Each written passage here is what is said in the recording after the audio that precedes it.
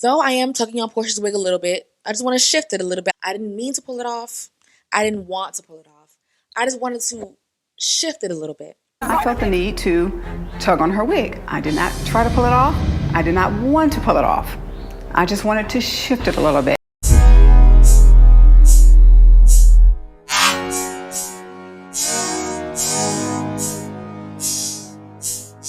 Hello, welcome back to my channel. My name is Donna Cabrera and I make space for radical bad bitch shit. If that sounds good to you, then you're in the right spot. And if you're just like, what the hell does that mean? Stick around to find out. Okay, so I feel like every time I make a video or like every other video that I make is always like, oh my god, I've been away and it's been so long and blah blah blah. Listen, first of all, doing this YouTube thing is hard, first of all, especially when there's like no immediate reward and people are always just like, oh my god, you guys are like the microwave generation, blah blah blah. It's just like, I'm not gonna be doing something for nothing. You feel me? Even nature does something for something. Like, I'm not gonna just be doing something for the fuck of it, just for nothing at all. But I'm also realizing that sometimes it takes a longer time. Like, slow and steady wins the race. So, and then also like, yo, I feel like I might have ADHD. I'm like, who do I need to talk to get on something? Okay, I need something in order for me to actually like finish these projects, because the video that I'm about to do and present today, I've literally had it in the chamber since like last year of August, and right now we're in April of 2025, and I wrote this like August of 2024. So it's not a matter of like not doing the things. It's not a matter of like being lazy or me just, being completely just unwanting to do it. Sometimes you just really need that extra support or extra boost that is drugs. And because I am sober, I don't have that. Like, I'm not trying to self-medicate in that way. I do want someone who has experience with dosages and drugs and the brain chemicals and all those things to step in and support me in that way. And sometimes that takes a while to find someone that is a trusted source to do that. So all in all, I'm just being transparent and just saying out loud that I'm trying, okay? I'm trying, and I'm not like not trying, but also my brain is just different than other people's brains. So, yes. Anyways, girl, not to get too deep, let's get into this whole thing about Porsha Williams. Anyway, this is going to be a fun one.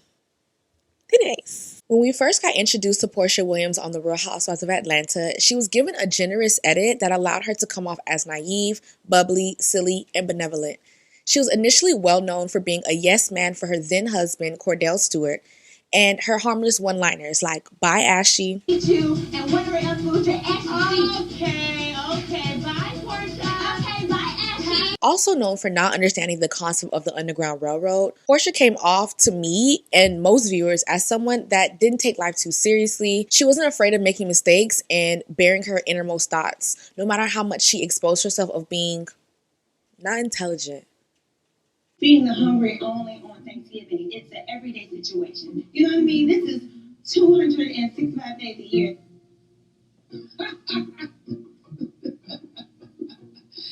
That is funny. 265 days. Where that bitch living? At first, her childlike nature was relatable and fun to see on TV, as Black women on TV can sometimes fall into tropes that can come off as cliche, burdensome, and are usually rooted in misogynoir. I was a teenager when introduced to Porsha Williams, then Stewart. I saw myself in her a little bit. She was funny, the life of the party, curious, and down to have a good goddamn time. However, as I gotten older, I had to realize that while these qualities are special to have, there are other qualities surrounding Porsha that ultimately exposes her as being a dimwit. She is not the suave mover and shaker the producers on Real Housewives of Atlanta edited her to be, and I stand on having to unfortunately but fiercely put her in the dimwit pile. And I'm really hoping that I'm not being ableist or offensive in that term, because this is a genuinely like best way I could describe how she was packaged to the audience. Someone whose wittiness is dim. She relied heavily on her big booty, big smile, and childlike manner to win over producers and a majority of the Real Housewives of Atlanta fans. However, the way that she moves throughout her romantic and platonic relationships are very shallow, haphazard, short-sighted, and simply without strategy.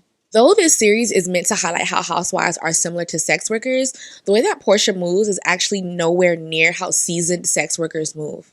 It would actually be an insult to compare her past actions completely to sex work, as she does not have the intuition needed to be a sex worker, the strategic measure to be a sex worker, the confidence, power, or intelligence to be a sex worker.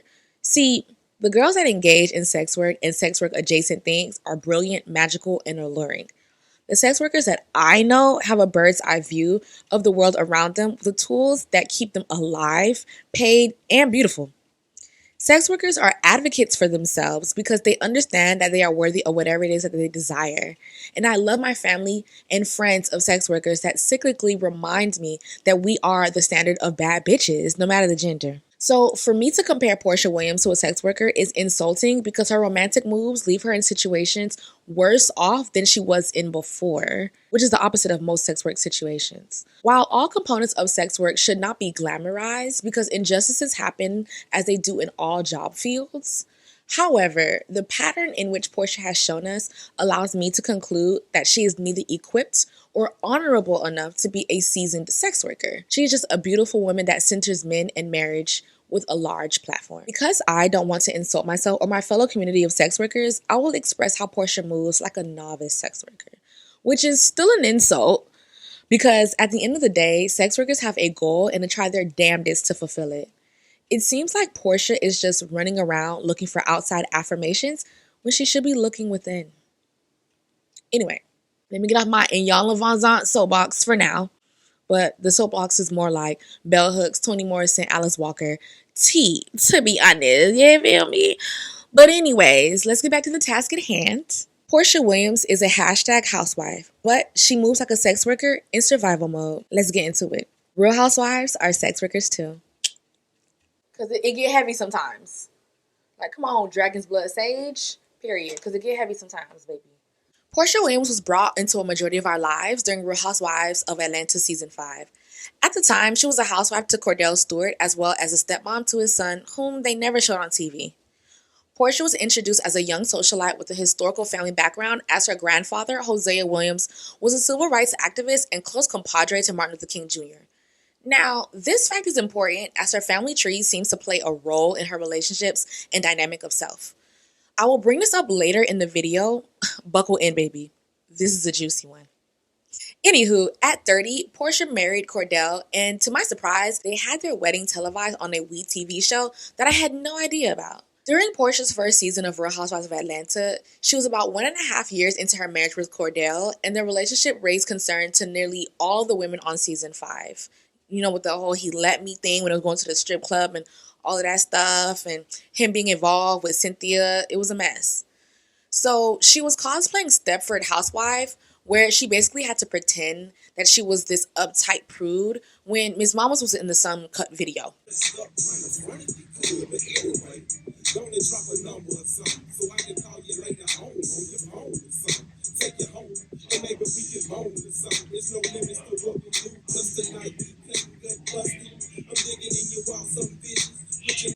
Okay, so the Some Cut music video.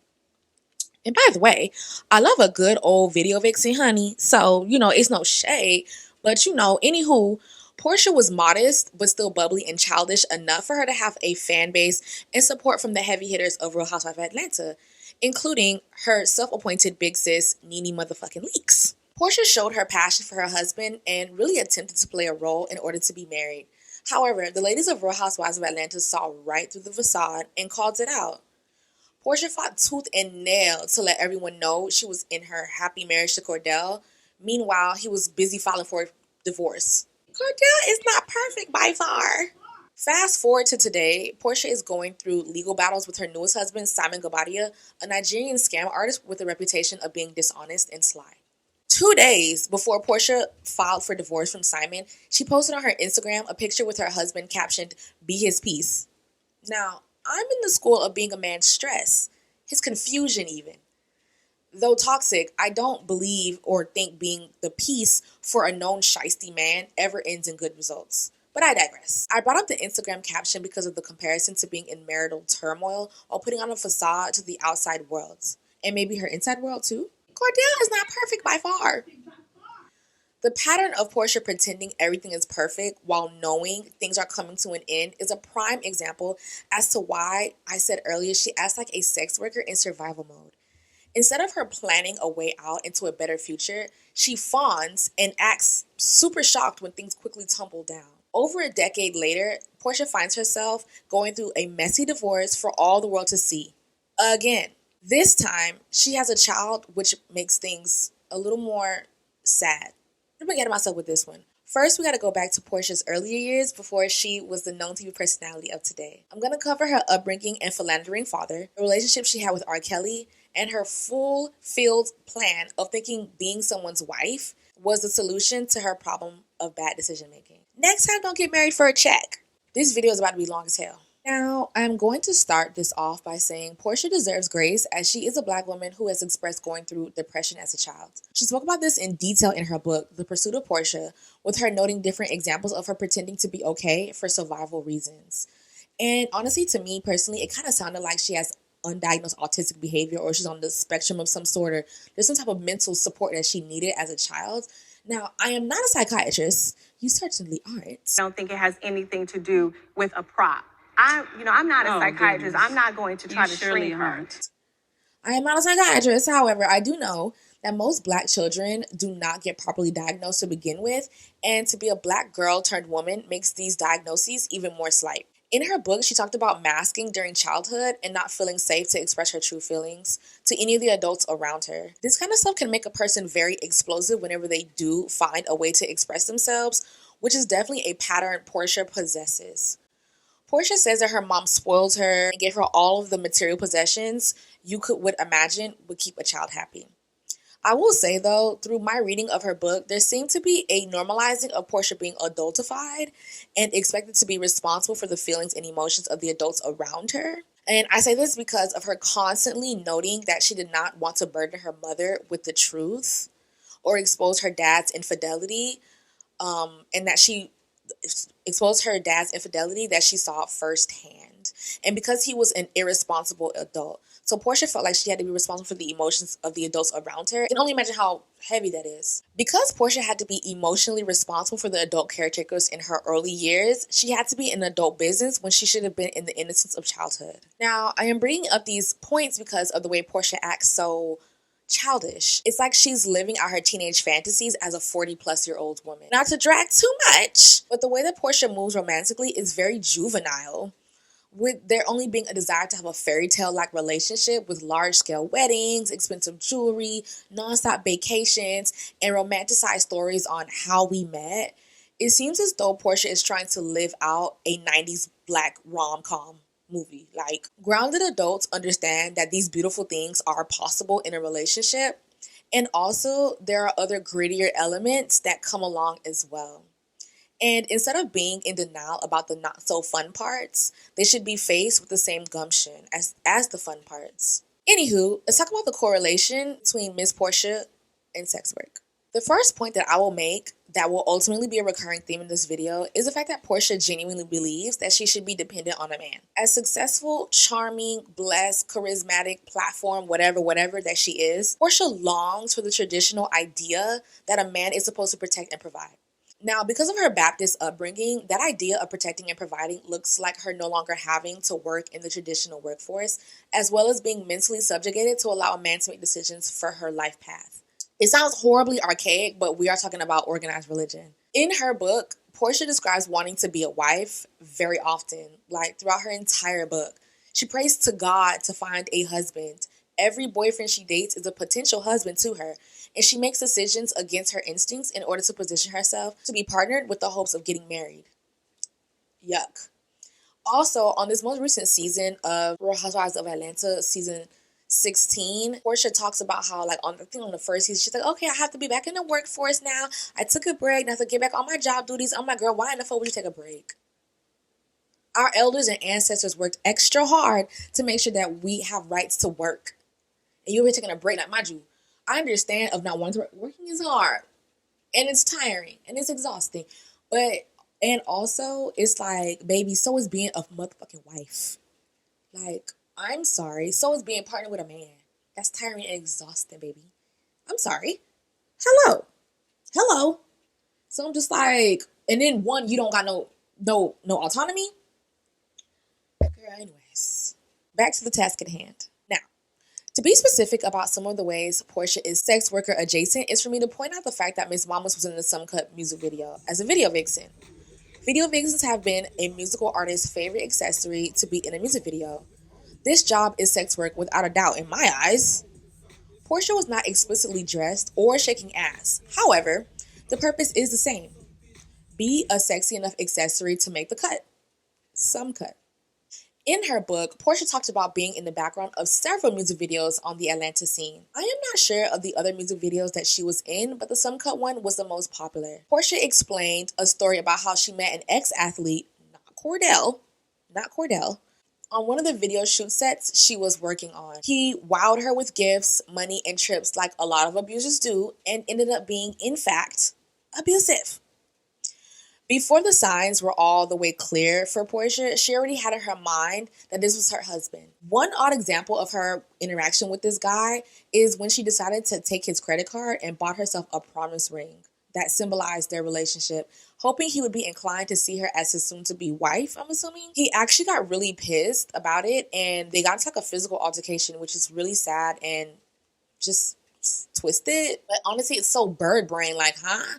Why would you take this man's car and buy yourself a piece of jewelry thinking that that's going to symbolize something for him? Girl, anyways, my point is, if Porsha actually did marry that guy, it would have been a sex worker to housewife pipeline via music video. Some other women who attempted this are Angela White, formerly known as Black China, Amber Rose, and Drea Michelle. Fortunately, Porsha dodged a bullet with that abusive ex-athlete, and they never married. But wait, there's more examples of the sex worker to housewife attempts for Peach Juice. It's gonna get dark, y'all, so get a glass of water or burn some incense. Okay.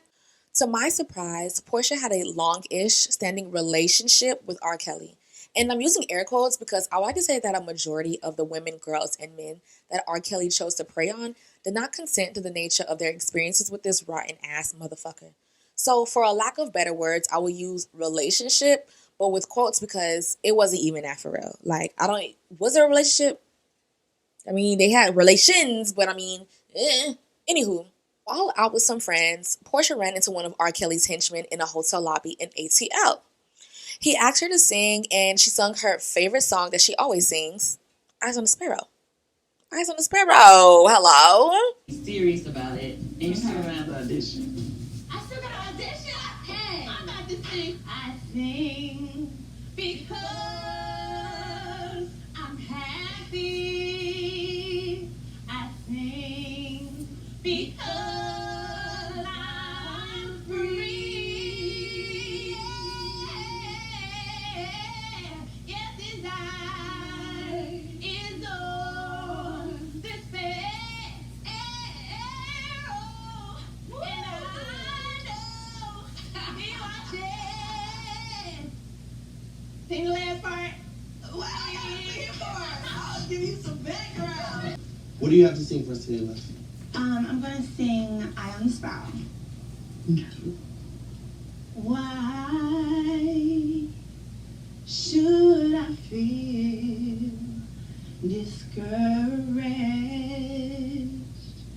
I sing because I'm happy. Yes, his eye is on this sparrow, and I know he watches me. Wow. He then told her who he worked for and how he could get her into the studio, into the stew. Now, let's remember that this is in the early 2000s where Fooley was at the height of his career.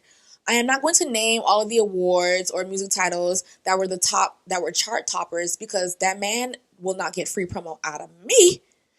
However, I do have to note and express that he was extremely famous, popular, and revered during this time. He low-key kind of still is, which is like disturbing, but anyways, girl.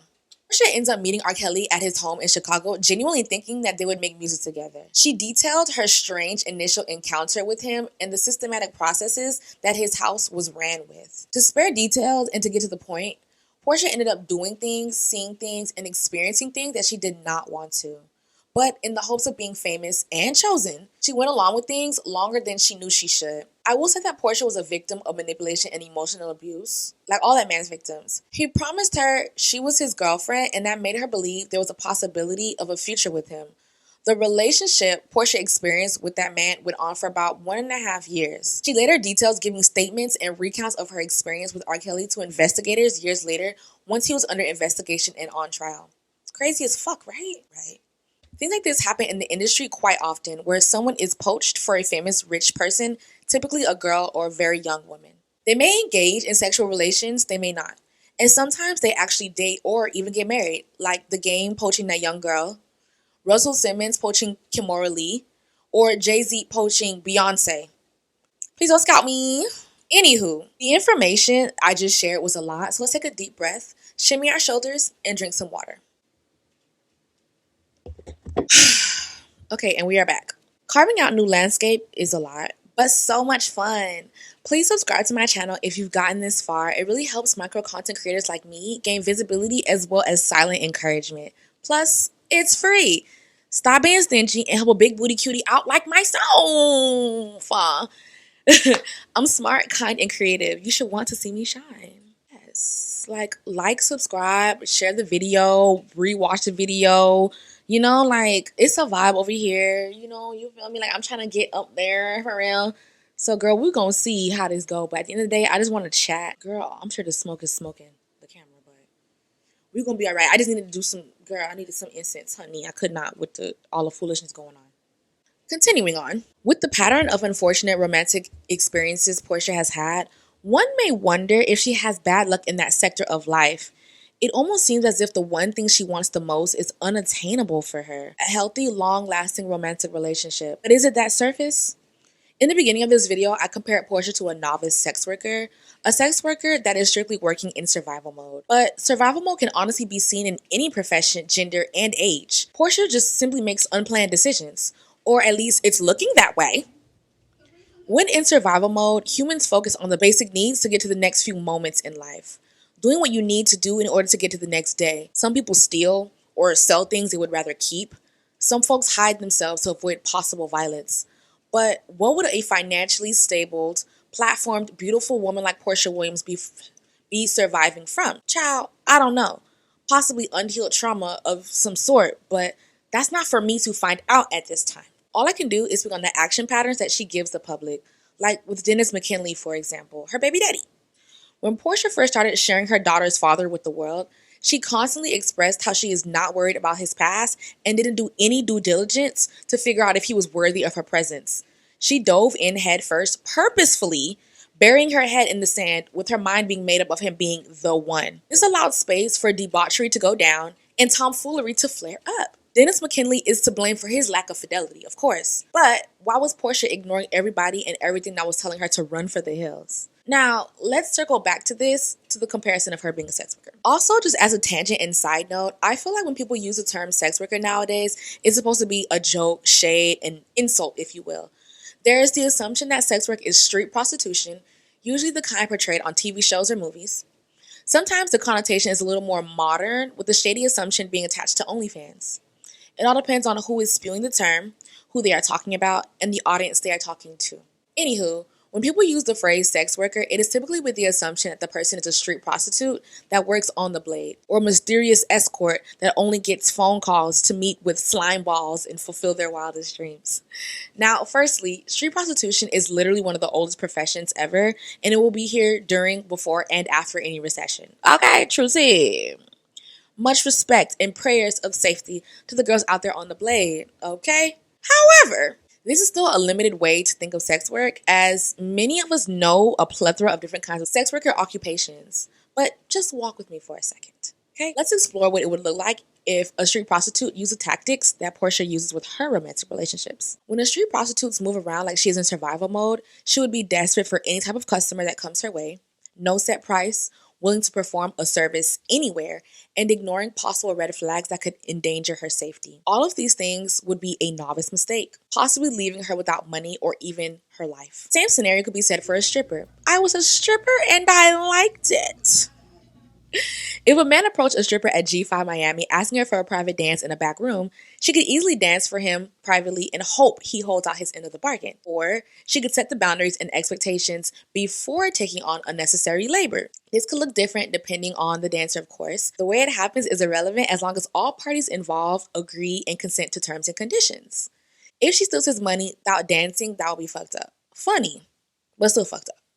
And if he made her dance for him without paying her, now that would be totally fucked up and not funny at all. You get my point. People need to know what they are getting themselves into when engaging in relationships with others. People will pull a fast one on you, especially when romance or sex is involved. Sometimes we learn that lesson through other people's experiences, and sometimes we unfortunately have to learn that lesson the hard way ourselves. But damn, how many more hard lessons does Porsha need to learn? Though I am tugging on Porsha's wig a little bit, I just want to shift it a little bit. I didn't mean to pull it off. I didn't want to pull it off. I just wanted to shift it a little bit. I felt the need to tug on her wig. I did not try to pull it off. I did not want to pull it off. I just wanted to shift it a little bit. Now, even though I'm tugging on Porsha's wig a little bit, I will allow her to share some of the blame with her father. He was a habitual cheater that would sometimes bring her along on his philandering escapades. She mentioned how she genuinely thought it was normal for men to step out in relationships and how that is an expectation she has when dating cis hetero men. In her book, Porsha explains having memories as young as a toddler of her mom being really upset with her dad because he was actively cheating.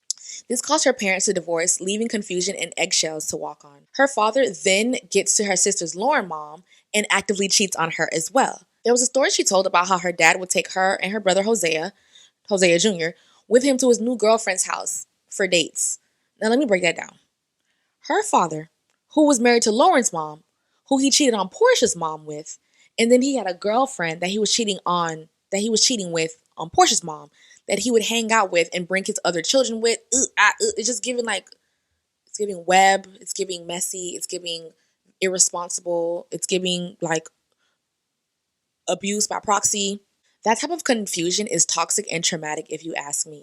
This type of behavior fucks with children's development and their way to see love, honesty, relationships with adults, children, and spouses.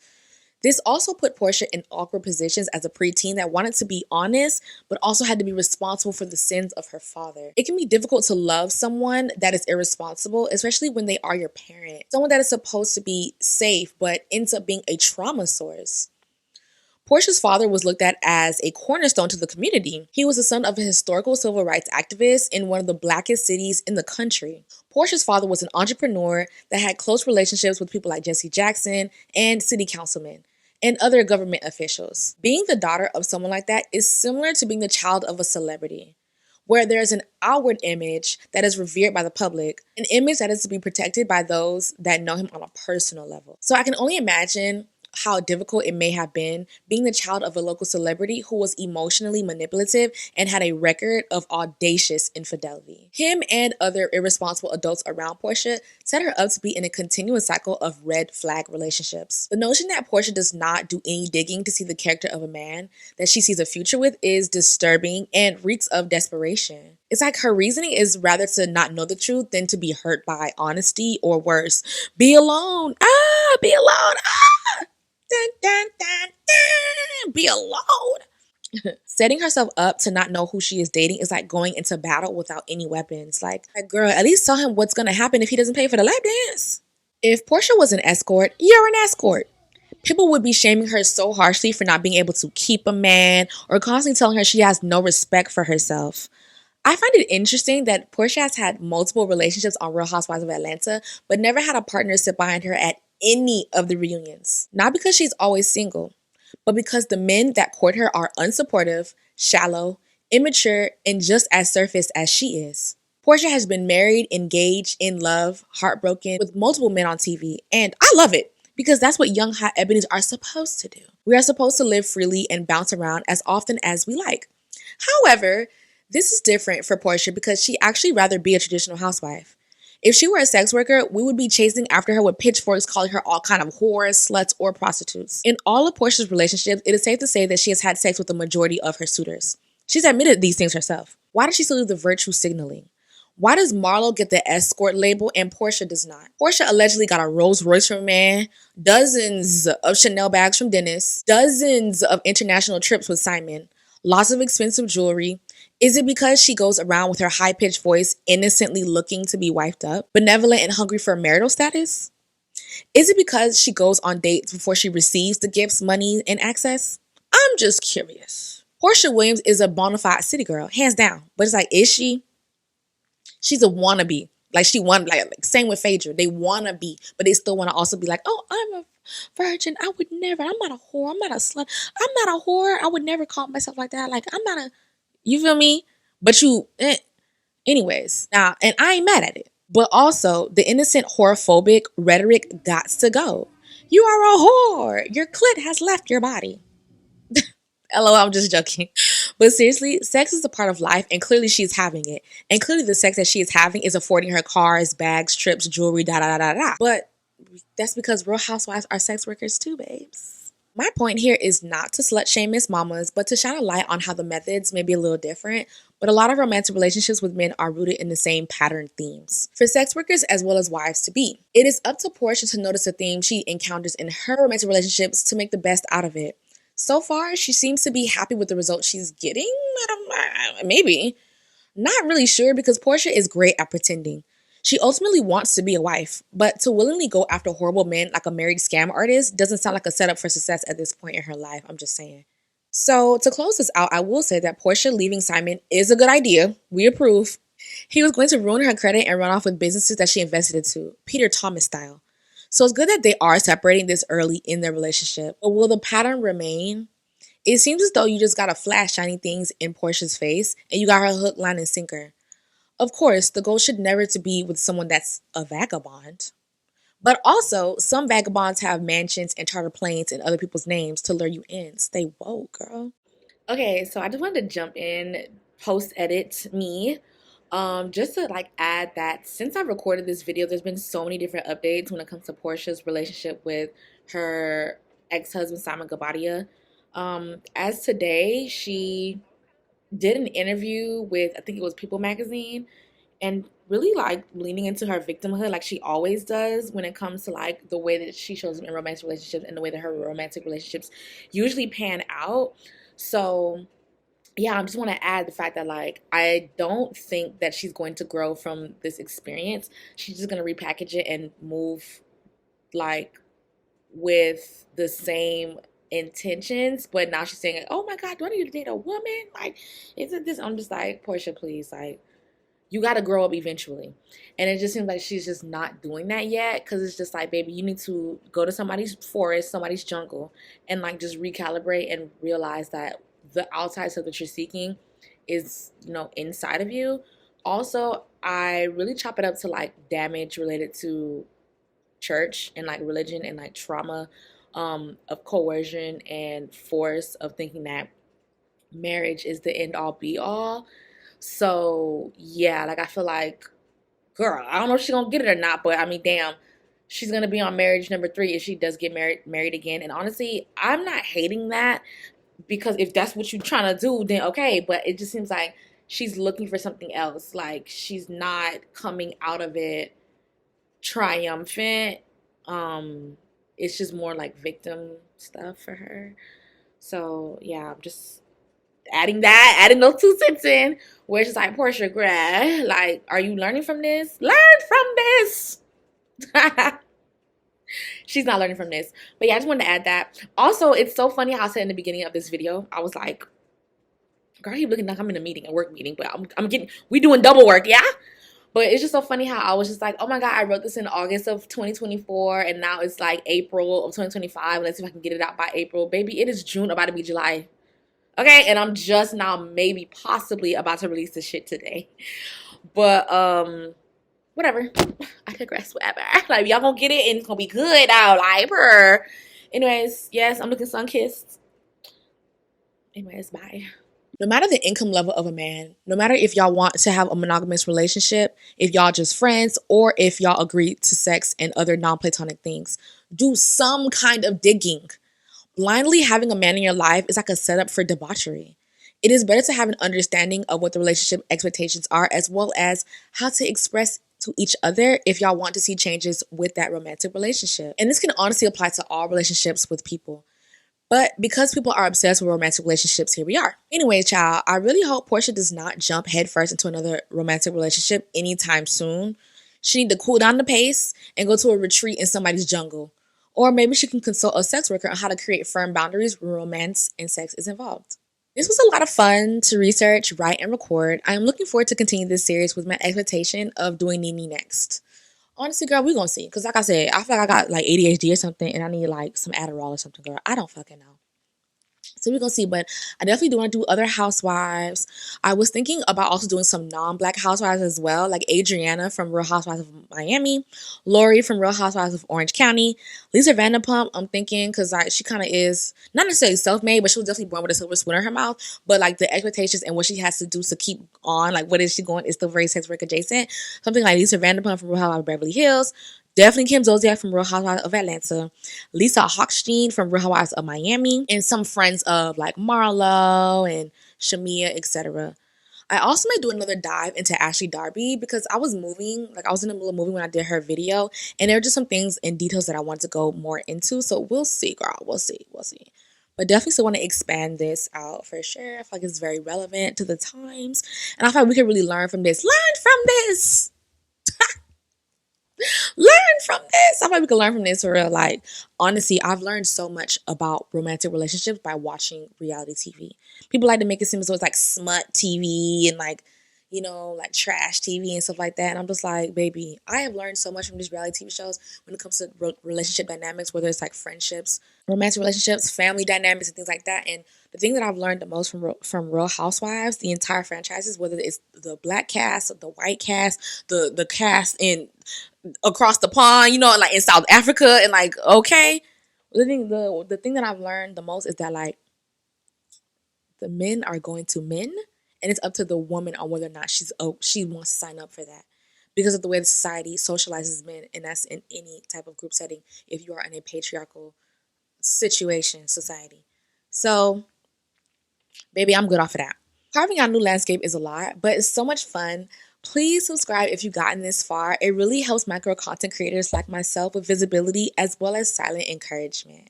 Plus, it's free. Stop being stingy and help a big booty cutie pie like myself out. I'm smart, kind, and creative. You should want to see me shine. Thank you so much for tuning into my channel. It was honestly a blast making this video. I'm so glad I'm actually getting it out. Like, listen, girl, we in April. We'll see if I actually get it out this month. We gonna see, girl. Fingers is crossed. Yeah, we're gonna figure this out. We can figure this out. It's just the beginning. Okay. We got time. Ain't no rush. Thank you so much for joining. And I like to know thoughts. You know, like, are there thoughts? Most of the time people don't comment on my videos. You know, people are, I feel like this is like a new topic and a new like idea. And a lot of people try to be hands off with it. Some people just don't agree. And that's okay too. Like the video, girl. Have a good time. I'm trying to be more consistent. Like, it's definitely worth it. I got 101 subscribers. Like, ooh, ooh, ooh, ooh, ooh. At first I was thinking, I'm like, okay, once I get to 100 subscribers, I think I might do like a question and answer situation. But now I kind of want to like stretch myself even more. Like 100 is fine and cool and dandy. And also like I feel like the traction is just, I'm still trying to gain the traction. And I feel as though like I want more engagement with my videos. So I feel like maybe if I get to, like once I get to maybe 200 or 300, then I'll be able to do that, because I could do a question and answer, but maybe the only person that's going to be asking questions is me. Like, I don't feel like I get enough engagement for it to be all of that. For real, not yet, but I see it. The type of woman want to choose on your baby again. The type of girl that want to choose on your baby. I'm the type of girl you want to take to your mama house. Take to your mama house. I thought I need to do a video specifically for Rashida. Honey. Rashida and Curse Dynamic, like, it's sick. Like, I feel like I wanted to, like, Real Housewives, Real Housewives, Love and Hip Hop. I already did a video on Love and Hip Hop, but I feel like I need to go into the details of certain relationships on Love and Hip Hop, because some people just need, I don't know, a good dragging. Anyways, I keep digressing. It's because I don't want this video to end. It's because I look so pretty and all those things. Anyways, girl, thank you so much for watching this video. Thank you so much for coming this far. We gonna make this more consistent, baby. I promise. Pinky. Until next time.